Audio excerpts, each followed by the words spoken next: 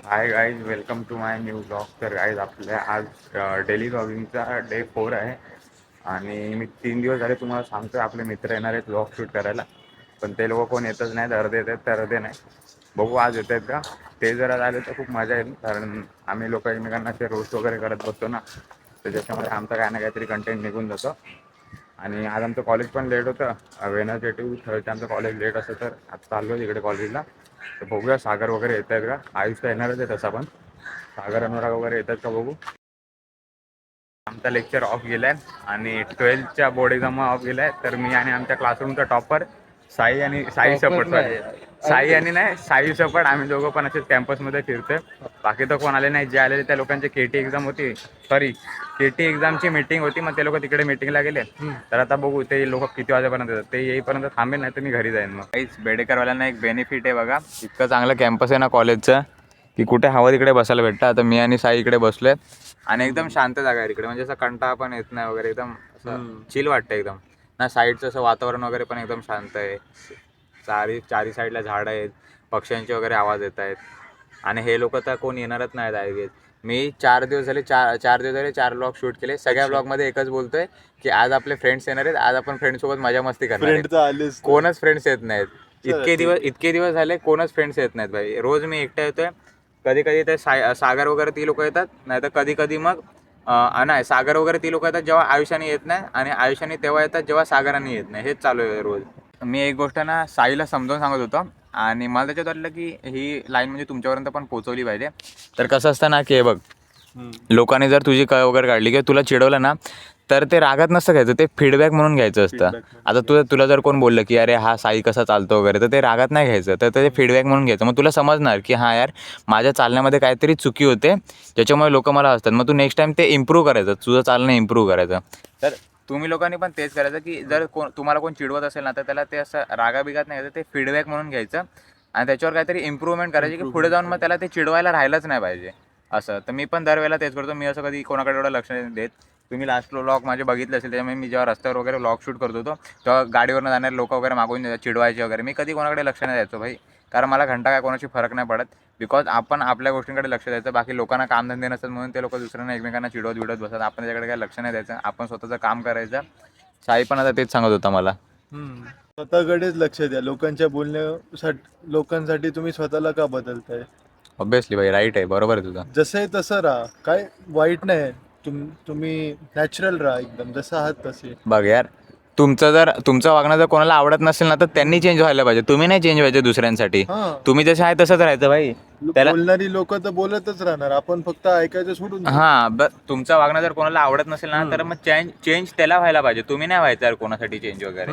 बरोबर ना भाई? बरोबर आहे. मग आता 11 वाजले आणि आम्हा लोकांना पण खूप कंटाळा आला कॅम्पसमध्ये. तर आज काय एवढा बोरिंगच दिवस वाटतोय. तर आम्ही लोक निघालो डायरेक्ट घरी. आता डायरेक्ट घरी वगैरे जाऊ आणि घरी शूट करू. बघू घरात काय कंटेंट निघतोय का आपला. आणि तुम्हाला पण वाटत असेल की मी दरवेळेला तेच बोलतो, कंटेंट निघतोय कंटेंट. माझा तोच नाही की मला डेली व्लॉगिंग म्हणजे ह्याच्यामध्ये केली नाही ना, तर त्याच्यामुळे थोडा इश्यू येतोय मला कंटेंट वगैरे शोधण्यासाठी.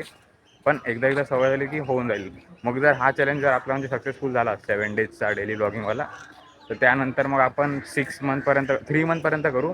मग 6 मंथपर्यंत करू, नंतर डायरेक्ट 1 इयरपर्यंत एक्सपॅन्ड करू. गाईज मी आता घरी आलो आहे आणि भाकरी आणि भाजी खातोय. तर डब्बा वगैरे काही घेऊन गेलो नव्हता ना, मग भूक पण लागलेली. आणि तसं पण लवकरच आलो होतो आम्ही घरी. 3 दिवस लावले नाही माझी एक बुक आणून द्यायला. 2-3 दिवस झाले मी नुसते मागते बुक परत हवी आहे मला. हा मग ठीक आहे, घेऊन जा ना. फक्त मला उद्या फक्त एकदा दे. उद्या येणे CCचा माझा उद्या सब्जेक्ट आहे, तर त्याचं उद्या सबमिशन आहे. मला त्याच्यासाठी फक्त पाहिजे होती आता. तर गाईज आपण संचितच्या घरी आलो होतो व्लॉग शूट करायला आपला कालचा, आणि आपलं रिचार्ज संपले म्हणून आलो होतो इकडे. आणि हे दोघं पण माइनक्राफ्ट खेळतात बघा, सर्वायवल मोडमध्ये. याच्यामुळे त्याला बोलवायचे. मी बघितलंय ती व्हिडिओ, ही व्हिडिओ बघितली मी. काय बघितली व्हिडिओ बरं. या रविवारी ना आपण सगळे लोकांना ना चॅलेंज ब्लॉग शूट करूया. हा, आणि त्यामुळे काहीतरी एक चॅलेंज आहे, म्हणजे असे जास्त पण डेंजर नाही, नॉर्मल चॅलेंज असतील, आणि ते चॅलेंज कम्प्लीट करायचे एकेकाने. हा नाही तर हा तसं म्हणून, नाही तर तसं थोडं वेगळं पण काहीतरी असू शकतं. बोल करायचं का, करूया ना. अरे सागरची एक फेक आयडी आहे. हा, आणि घाट त्याच्यावर मेसेज करतो, हाय जेवलीस का, झोपलीस का. अरे हा, सागरनं रिप्लाय नाही दिला ना, सीन करून सोडला तरी पण मेसेजचा रिप्लाय देतो, झोपलीस का, अजून झोपलीस नाही का वगैरे. त्याची मला दाखवते सागर त्याची आयडी. सागर, संचित, मी आम्ही तिघांनी चिकन राईस आणलेला आणि खाली खात बसलेलो. हा, सागरला झालेली सर्दी आणि आता तुला माहिती आहे आपण लोक फालतूगिरी करत बसतो, म्हणजे जोक बिक मारत बसतो. आम्ही खाली बसल्यावर अशीच फालतूगिरी करत होतो आणि तिघं हसत होतो. सागर हसता हसता शेंबूड इथपर्यंत आलं त्याच्या नाकाच्या आणि परत आतमध्ये तरी खेचला.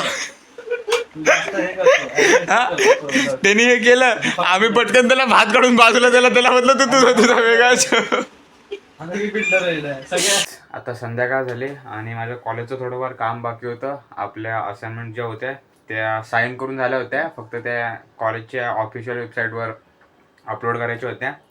त्याच्यावर आम्हाला मार्क्स वगैरे भेटतात. सो मी केल्या होत्या. एक असाइनमेंट अपलोड आधीच केली होती आणि 2 राहिल्या होत्या. एक मगाशी केली. आता मम्मी फोन घेऊन गेली, सो मम्मी आल्यानंतर एक असाइनमेंट कंप्लीट करेन. आज आपल्या जेवणात आहे पिठी आणि मिक्स कडधान्याची भाजी. पिठी ती कोकणामध्ये म्हणजे असते, त्या लोकांना माहिती असेल, जे कोकणी लोक आहेत त्यांना माहिती असेल. हां, मालवणी लोकांना माहिती असेल पिठी म्हणजे काय असते ती. आणि तर आपण आता जेवण घेऊ. आणि हा व्लॉग तुम्हाला कसा वाटला ते तुम्ही कमेंट करून नक्कीच सांगा. आणि जर तुम्हाला हा व्लॉग आवडला तर या व्लॉगला लाईक शेअर कमेंट करा आणि आपल्या चॅनलला सबस्क्राईब करायला नक्कीच विसरू नका. बाकी भेटूयात नेक्स्ट व्लॉगमध्ये. Thank you so much for watching. Bye.